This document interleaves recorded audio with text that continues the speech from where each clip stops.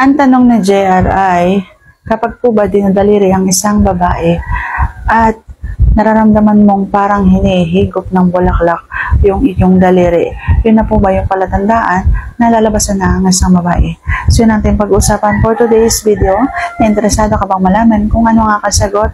Please keep on watching para bago yan. Kung bago ka pa lang sa akin channel, please consider to like this video and subscribe my channel.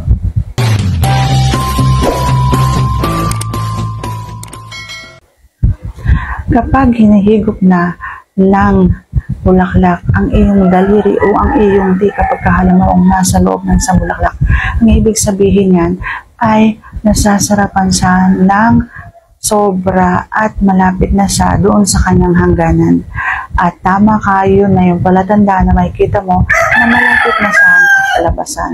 Kaya nga minsan kapag sinasabi ko sa inyo na masarap yung parang nabihigupan, kasi yun na yun, nandoon na, malapit ng labasan, lalabasan na talaga ang isang babae.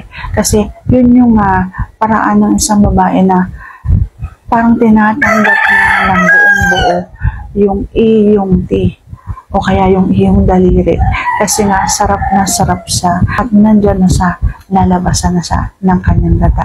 Kaya kapag halimbawang ganun ay nararamdaman mo parang hinihigop na ng sobra ang iyong ipasok mo yung mo sa bulaklak ng isang babae, kung halimbawang dinadaliri mo siya, kasi doon mo mararamdaman yung sarap ng hinihigop ng sobra ang iyong at doon yung panahon na makakailang beses siya, kasi ikaw kakapasok mo pa lang tapos siya lalabasan na.